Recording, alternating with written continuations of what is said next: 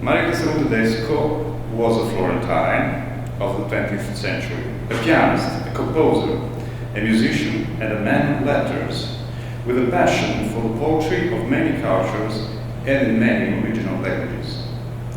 He has been also the most important and prolific composer for guitar of the 20th century.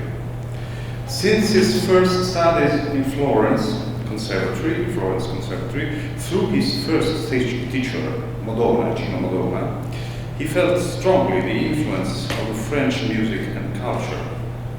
In the early decades of the 20th century, his main interests as a composer were art song, piano, chamber music, and some choral and orchestral works, mainly concertos for soloist and orchestra. Later, since 1930, the overtures inspired to Shakespeare's dramas. Mario Castelnuovo-Tedesco never wrote a symphony. In his first theatrical work, Dracula, we have seen something, he refers to the existing original literature, Italian and Florentine, and writes himself a libretto with accurate reference to the original text. He did the same for Bacco in Toscana, 1925-1926, inspired to Francesco Redi's poems. The connection between the man of letters and the musician was already clearly defined and remained a constant attitude in his creative life. At about the age that Dante defined as a mezzo del cammino nostra vita, half road of our life, Mario Castelnuovo-Tedesco had already written music inspired to or written on the poems and texts of Orazio, Virgilio, D'Annunzio, Dante, Carrocci, Leopardi, Machiavelli, Michelangelo, Aldo Palazzeschi, Corrado Paolini, Petrarca, Poliziano, Francesco Reni, Renzo Sini, Vasari, Tomaseo, and for the French, Jean Aubry, Alfred de Musset, Verlaine, German Heine, and then the English culture, Elizabeth Barrett Browning, Percy Bysshe Shelley, Shakespeare, and even Tagore from India, and that came out. Throughout his life, the number of poems written into music, according to his own testimony in a letter addressed to Albert Goldberg of August 28, 1958, amounts to about 300 poems. Mario's official meeting with the guitar dates from 1932, and it is well described in his autobiography. He was already a successful musician aged 37. He didn't know anything about the guitar. He often said later, with his usual sense of humor, that he couldn't even play the open strings.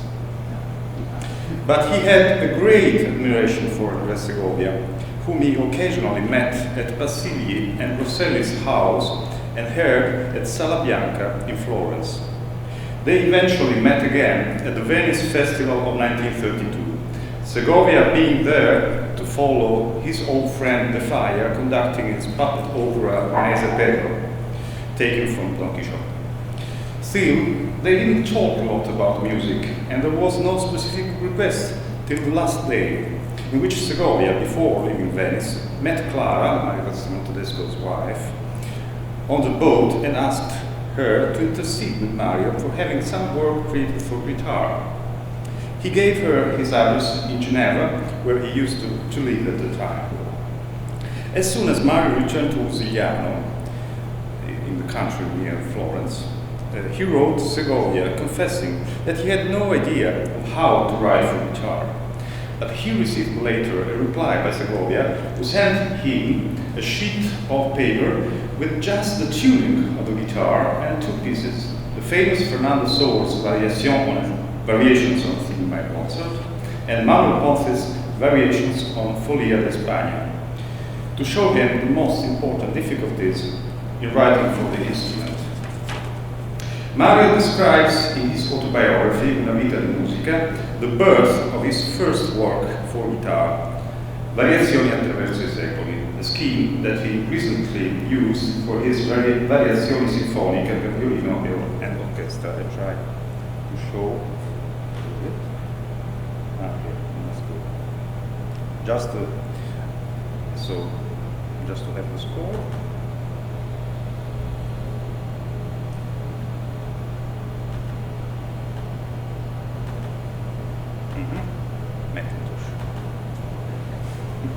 Okay, here. So, no right click, no. So, this is the score.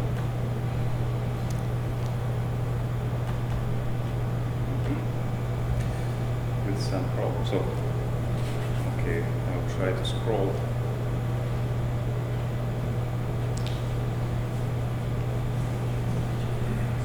I first treated the guitar in the manner of the lute, as in Bach's epoch, with a chaconne and a prelude.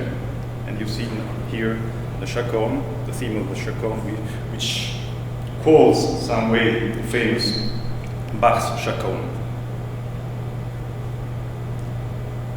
There is the E, there is the tonality, which is in D minor. It's reverted, notes are reverted, but there is a quotation of the famous chaconne by Bach.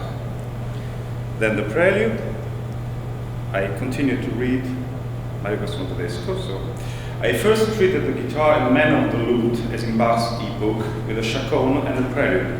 Then in the romantic manner, as it was at Schubert's time, with 3 waltzer, and eventually in the modern manner, like jazz, with a foxtrot. When Segovia received the manuscript, he was impressed by the result and wrote to Mario, "This is the first time that I find a musician who immediately understands how to write for guitar." And as Mario records, in the whole piece, he only changed 3 or 4 chords, and he played the piece in all of his concerts of that season. We must say, on the other hand, that Segovia never recorded its first composition, and we had to wait until 1980 to have it recorded together with many other wonderful compositions never recorded or even played before, like the Rondeau, Opus 129, the Appunti, Opus 22, 210, and all the 3 preludes, Prelude al Ciceo, in the long play thoroughly dedicated to him by myself, for an Italian label of Bari. The CD is so dear to his best friend, Nino Rota, who was the author of all the music of Fellini and was the director of Bari Conservatory. Between 1932 and 1936, Mario wrote few pieces for guitar, but they have been the most famous and successful, recorded and played for a long time since then. The Sonata Omaggio a Boccherini in 1934, the Capriccio Diabolico, Omaggio a Paganini, in 1935, the Tarantella, Opus 87, and Aranci Fiore in 1936. This last recorded in the same record by myself. These are the circumstances on Mario's initial approach to the guitar. But, as a matter of fact, this approach took place before and developed at the same time of a big personal crisis mentioned in his autobiography. A crisis that he defined neurasthenia, that took place immediately after having composed in a great rush the Savonarola we just see. This was the rush, I believe, the first cause of a long and painful nervous breakdown which tormented me from mid-1935, this is in his autobiography, I'm quoting, translating, till mid-1936, progressively increasing. During the summer and autumn 1935, I was still able to compose, even if my works of that period were, with few exceptions, between the most weary and pale I never wrote. Then, with the beginning of 1936, the inspiration had run out, and for about 6 months, I didn't write a single note, something definitely unusual in my very industrious career. And farther, Stephen autobiography. As I said, a progressive reluctance to write, and an inner dissatisfaction with what I was doing. But more than anything else, it was dissatisfaction with myself and with life in general. I could say that a sense of loneliness hung over me, that sense of loneliness that it is said to say at the basis of every human existence. So that everything, including my work and my family relationships, seemed empty, useless, and pointless. Mario doesn't refer, in his autobiography, to the serious events happening in 1935. Italy invaded Ethiopia and was imposed sanctions by the League of Nations. Germany proclaimed in September 1935, the Nuremberg laws banning the Jews from public life and arrived to fix a bureaucratic system to certify them as being Jewish. We may think that they had some influence, maybe unconscious, to the sensibility of a great artist with a poetical approach, a situation of unconscious feelings, similar to the one described by Bassani in his novel, Il Giardino dei Finzi Contini.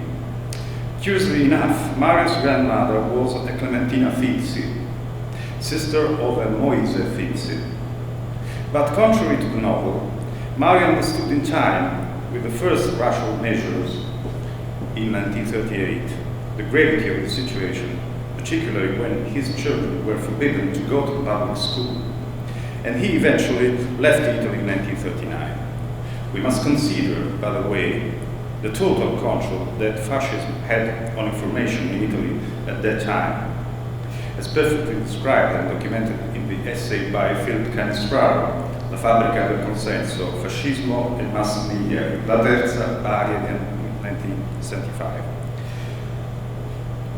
Putting apart for a while the historical influence on the mood of the artist, we can put a date for the beginning of this period after the premiere of Samarola, Opus 85 in Florence, May 29, 1935, third Maggio Musicale Fiorentino. The first reaction to the crisis of May-June 1935 was an attempt to recover in a more intimate mood through the composition of a series of 3 pieces that Mario wrote for cello and piano. Notturno sull'acqua, in riva all'Arno, alla Gonfolina, in una sera di giugno.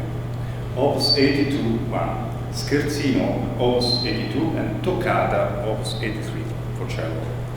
But with the Tre Preludi al Prestri, Opus 84, and Onde, Due Studi per pianoforte, Opus 86 for piano, maybe the weary and paling ones he mentioned before, the latter dedicated to his doctor, Oscar Levi, who took care of his sciatica with the therapy of short waves Onde, we believe his artistic crisis was at his peak. We may notice besides that his love for the cello preceded and accompanied his passion for the guitar, starting with the In Ottamboli Variazioni Fantastiche, the cello ones, Opus 47, 1927, and arriving to the Concerto in Sol minore per violoncello e orchestra, Opus 72. There are nevertheless 2 milestones in this critical path. Mario found his inspiration occasionally again in 1935, writing for guitar the mentioned Capriccio Diabolico, Opus 85, written in September 1923, from 19 September to 23rd September. And later, in 1936, the Tarantella and Arance Fiore, as we have seen. For all of them, the occasion was the meeting with Andrea Segovia during some of his days in Florence. So the mentioned Onde, being dated late 1935 with an opus number 86, and Tarantella, opus 87-1, written in only 3 days, from April 29 to May the 1st, 1936. We may suppose that the period in between was exactly the 6 months period in which Mario didn't write a single note.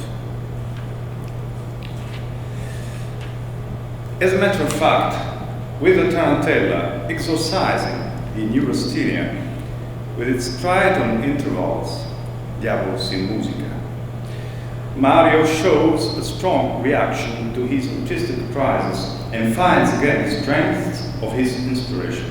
He also devotes a whole chapter in his autobiography to the circumstances of writing Arance Fiore, which was written in Lusitano in summer 1936. This is about the date we may assign to the end of his neurasthenia, after a cruise in the Mediterranean Greece, Syria, Sicily, Naples, with his parents in summer 1936. A trip planned for a long time as a distraction from my neurasthenia that I made with my parents in the summer of 1936. I was fascinated by Olympia, with those amazing rooms scattered over a fertile and hilly countryside, which reminded me so much of Giuliano. I recall that as I was wandering about the countryside, I saw coming out of the bushes on the bank of a small stream 3 half-naked boys who looked like little pagan divinities and were playing on long reed pipes. I bought one, but I wasn't able to play a note. And maybe because of this lost secret, Greece, like Sicily, is still waiting to find an echo in my music. But I haven't given up hope that one day the gods of Hellas will give on me and I will be able to fly the panpipes. We can hardly imagine Mario trying to play a rudimental flute in the ancient landscape of Olympia. But much later, the invoked Hellas gods inspired him to write a wonderful sonatina for flute and guitar, Op. 205 that you heard yesterday. Through these healing streams, so cello and first and the guitar later, first with a melancholy cello, then with a diabolic but sunny guitar, sort of an Eleusinian mystery ride with aulos, kithara and formings, together with the charm of the discovery of Greece, Mario came out of 6 months of silence and introspection to join again his beloved poetry, the symphony. Hence came the 3 fragments de Marcel Proust, extraits de Le Plaisir et le Jour, Op. 88, and the series of poems cycles by Whitman. I Saw Louisiana, Leaves of Grass, a song cycle for voice and piano, Leaves of Grass, and Ocean. The last two still unpublished, at least in 2005. I don't know, later. Okay, that's your information. Thank you. Mario speaks longly about Proust in his autobiography. He considers Proust as a real model of musical composition, arriving to define him as one of his maestro of music. The musical importance, his words, the musical importance of Proust, in my opinion, lies in his method of composition, which is purely musical, and in this sense I have learned more from him than from many other composers. Marcel Proust is entirely entitled to all of my gratitude as one of my masters, indeed as one of my masters of music. The meeting with Whitman's poetry, on the other hand, happened by accident. His doctor, Vincenzo La Piccirella, gave him some of his poems to read. Vincenzo La Piccirella, his words again, Costanza speaking, was my family physician, an extremely intelligent person, a sensitive and true friend, but his treatments had not done me a lot of good, except for the fact that one day he gave me a volume of the poetry of Walt Whitman, whom I was not familiar with, to read.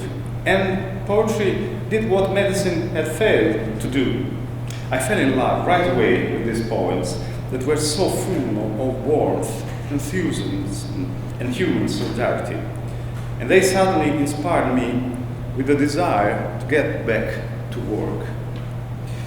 From then on, you might say, I was cured, and my neurasthenia was no more than a bad memory. Whitman was a great discovery to a man who was, at the time, much more a part of European sensibility. And this was sort of a prediction of his subsequent move to America. Mario was deeply impressed by Whitman's poetry. He says, in it I rediscovered a freshness of inspiration and a warmth of accents that I hadn't been able to sum up for ages. The same appreciation was expressed later for the music of the American traditional singer Stephen Foster. Stephen Foster, who was after all nothing more than a poor self-taught minstrel, created a series of songs that became part of the popular repertoire in no time. Some of them are real gems, with a grace and tenderness that remind you at times of Schubert. Mario's Five Humoresques, 1943, MGM copyright, unfortunately unpublished, I believe, still, were inspired directly to Foster's music. All that considered, we believe that it is exactly with the return to the poetry in music that the song, that Mario considers his prizes ended. But let's take a step back to the healing strings. The cello and the guitar, the two companions of his prizes, have something in common with each other. Of course, they both are stringed instruments. The former played with a bow, the latter plucked with fingers. But they have other similarities. The range is not very different. The color of the bass notes is quite similar. We often find indication in guitar scores suggesting to play as a cello. Composers such as Ferdinando Carulli, Mauro Giuliani, and Villa-Lobos were at the same time cello and guitar players and wrote with the same ease for both instruments. But the point here, in my opinion, is that the cello and the guitar are the most close and similar instruments to the human voice. They intensely evoke the singing in an archetypal way. And it is exactly through this evocation that Mario finds again the inspiration of writing art song. First again with piano, later for voice and guitar, leaving the option of the piano in Vogelweide, coupling the choir in the guitar to the guitar in Manfero Gitano, then using the guitar in the Divan of Moses ibn Ezra in Ballata dell'Esilio and so on. The guitar representing also for him the need of a more intimate and simple artistic expression. He wrote later, in June 1958, "As the piano was the confidant of my young years, now it is the guitar. Actually, it fits better to intimate expressions. As my art tends progressively to simplify, the guitar has become one of my favorite means of expression, exactly because it leads me to the essential." We know that the origins of poetry are strictly connected with string instruments. Poetry in Greece was sung by a regular vibration of the vocal strings and accompanied by the regular vibration of the strings of little formings, or later a kithara. As a matter of fact, the kithara was much more similar to a harp than to a guitar, in spite of the fact that they share the same etymology. But this was not only the name of a particular instrument, rather the name of the function of accompanying the voice in poetry with the sound of strings. The name shares the same root with the Indian sitar, which through the Greek kithara brings to the Roman chithara, cithara, or cetra, or chesa, according to the Pronuncia Restituta, till our contemporary guitar. At the end of the 16th century, we had sort of a revival of this ancient view with the recita cantando, introduced in Florence at Camerata de' Bardi by a group of musicians inspired by the Greek union of music and poetry. As a matter of fact, they anticipated the opera, introducing a style more pointed to the accompanied melody than to the counterpoint. Very important was the influence of Vincenzo Galilei, the father of the scientist Galileo. Oh, I must cut something. Okay. Music theorist, author of many treatises, and composer of arias for sing and lute. About in the same period, Shakespeare used music by, Bird, I jumped something. Up until then, the vibration of the vocal cords, I should say vocal strings, and in song was always accompanied by vibration of the strings, plucked or played with a bow, strings touched with the physical contact of at least one of the hands. We have only to think of the Spanish definition of playing as tocar. But what happened with the introduction of the harpsichord, first the enormous success of the piano later from 19th century? There is sort of psychological barrier between the so-called keyboard instruments and the string ones, as they were in some way related. The keyboard was invented, of course, in times gone by, but it was for a wind instrument, the hydraulics. I can see what I can cut here, because we have only 5 minutes, so just a minute.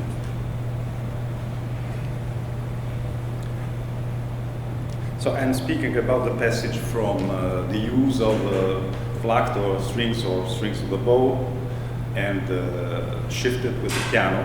So I jump tails, and I go directly to a comment of Clara Castelnuovo-Tedesco, left in an interview. She left to okay, but where this is, let's listen to what Mario's widow, Clara Castelnuovo-Tedesco, had to say when interviewed by Rebecca Andrade in her thesis in the oral history program at the UCLA in 1982. Well, one more thing I want to say. This is Clara speaking. In the old years in Europe, Mario had written so much for voice and piano, songs, and concerts for voice and piano, and sometimes other instruments, had many performances in Europe at the time, before the war. Then this died completely. Mario had written so much for voice, and this music was not performed anymore. Don't you see? Now there are no concerts for voice. In America or in Europe, singers you hear only in opera, but they don't give concerts, chamber concerts. Chamber singers, they don't exist anymore. It's very colloquial, of course, it's an interview. Singers don't sing at all in concerts now, not here, not in Europe. It never come up again after the time war. It's spoken English, it's not, of course. Maybe Clara had a pessimistic view, but it is true that, in Italy especially, the tradition of art song recitals nearly disappeared. Only recently there has been a revival. Especially after the great revival of opera in Italy, singers were too busy with opera to repeat endlessly the same famous repertoire. So, cut. The time-honored tradition of Caccini was put apart and the new composers of the 20th century, except for a few representatives of the avant-garde, were set aside. So composers exactly like Mario Castelnuovo-Tedesco. In a letter from Florence to Nick Rossi, now I just need an image.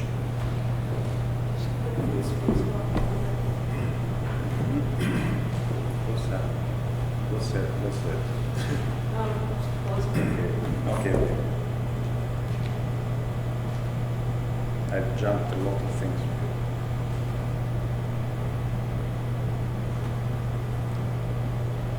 We will arrive to it. In a letter from Florence to Nick Rossi, sent on 28 June 1964, Mario writes, I have still to report to you of a posthumous concert of the May Festival, which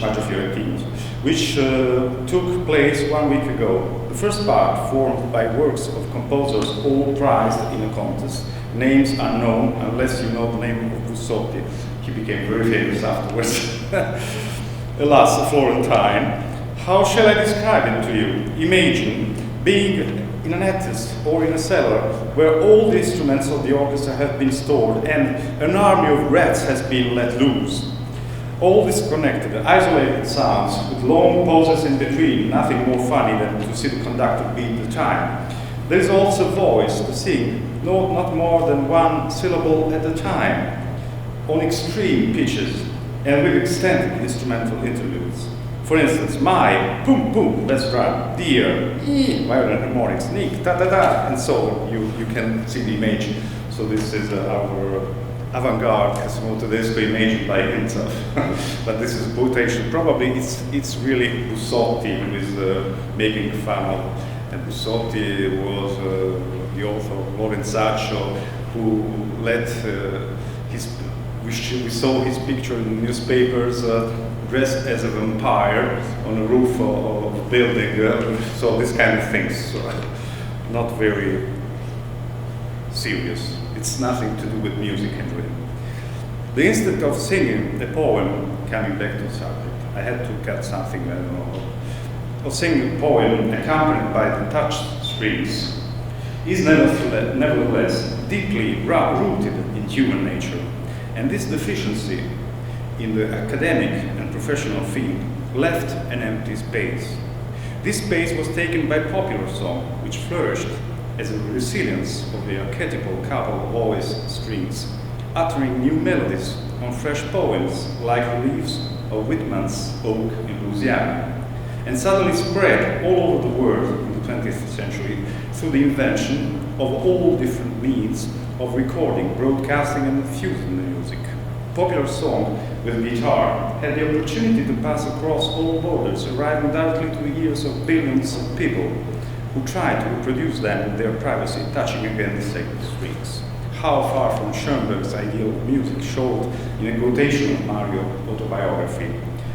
Toch, invited by Schoenberg to attend to a rehearsal of his third quartet, asked him if it was possible to just listen to it without following the score.